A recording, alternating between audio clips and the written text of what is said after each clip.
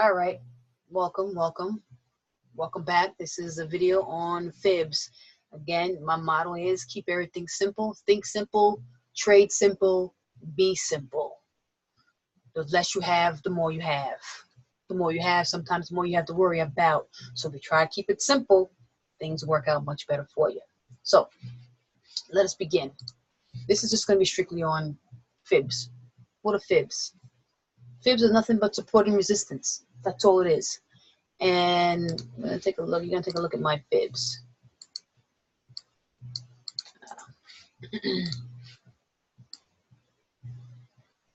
Okay, and then what I'm gonna do is also going to have this sitting out. Now, take notes as to what I have on my fibs. You're gonna look at something that's a little bit different from how other people put their fibs on. But just take note right now. Everything that's on in this box right here, what I have checked off. What I don't have checked off, I'll use some of these other ones as well. It's not checked off, but what's on this fib charting right now is what I use. It's just a regular Fibonacci. This right here is a Fibonacci extension. And you see the difference of that as well.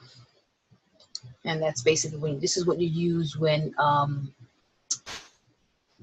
you have an extension harmonic pattern, which I do use, not so much for the extension, but for the ABA Fibonacci cluster or Fibonacci PRZ zone, which is something we'll get into once I get into the actual harmonics itself. But anyway, like I was saying to you before, Fibonacci's, these are nothing but levels of support and resistance. And again, I was going to show you that what's mostly on people's charts is this area right here. Right, from 0 to 100%, 100% to 0, whatever, and then you have all this in between. 38.2, some people have 23.6. I don't. I'm not really interested in that. They have the 50%, 61.8, 78.6, and 88.6. Those are the major Fibonacci levels. What I have done was added on the extension so that this tool here, when I'm looking at an extension pattern, I do not need to use this tool because I have it already on my regular Fibonacci tool. So for instance, let's say I'm looking at a deep crab pattern.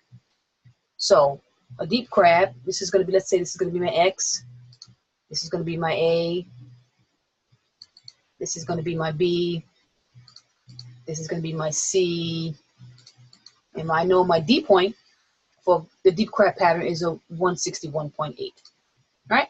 Now, I did that with one fib. And what I mean is this. Let's say this is what I see right now. Let me just bring this down. Let's bring it right there. Okay. This is what I see right now. This is the charts. I see a double bottom. Remember, M's and W's. I see a double bottom somewhere. I see that this leg right here has been broken. I get my Fibonacci and I start measuring out. I go from X, I go from A. I go from X to A. My B is already charted. My C point is usually a 38.2 to an 88.6. I really don't measure the C point because it's not really important to me as long as it does not break my A point here, and it has not broken that. In fact, this is probably a 786. 61.8 or something of that nature. As long as it does not break my A point, I'm fine with it. But what has it done for me as well? It has given me the extension of where I'm supposed to be heading. Because my B point is an 886, I know that the harmonic pattern would be a deep crab, and I know that my deep crab is a 1618. So in one Fibonacci swoop from X to A, not only do I have my B point, but I also have my targeted D point. So let's say price right now is at my 272.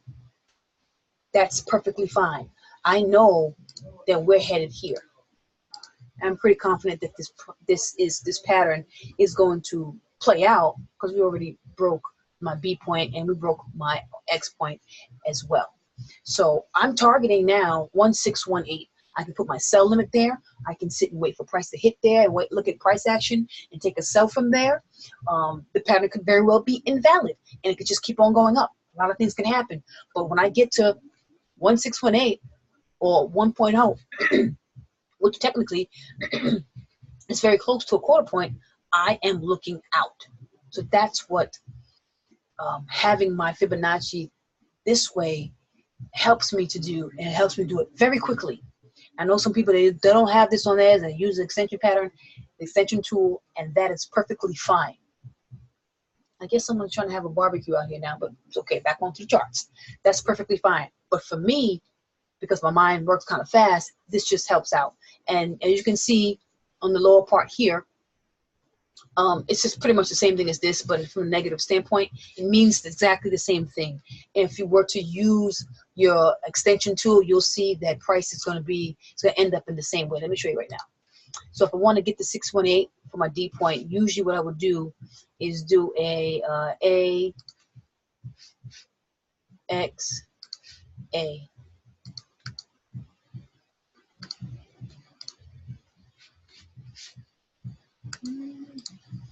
And 1618. You see? You see? So if I used my extension tool, my 1618 would be here.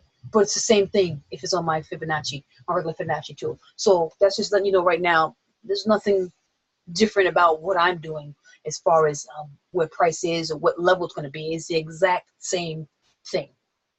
And so you're just able to do it with less work. I try to work smart and not too hard. So that's pretty much it. Understand again what Fibonacci's are. Like I said, just support and resistance. We are the ones who make Fibonacci what it is, and I say we, not as in the retail traders, but people in general, the hedge funds, the institutions, the banks, the retail traders. We are the ones who make these levels very strong. 38.2, 61.8, 78.6. They're well known to be places where banks take their profit. Banks come into the trade. Continuation trades are known at these levels. Reversals are known at these levels, so forth and so on. So because everyone is reacting to these levels, this is why these levels work.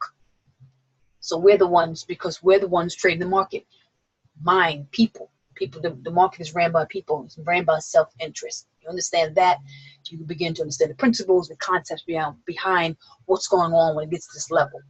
Sometimes when I first started looking into Fibonacci's, it would hit a level, but I'm like, okay, it's always at 38.2. What is that supposed to mean? I mean, what happens? You know, understanding that, yes, something could happen here. It's just basically when you get to certain levels, start paying attention to the chart, start paying attention to price action. You incorporate market structure as well.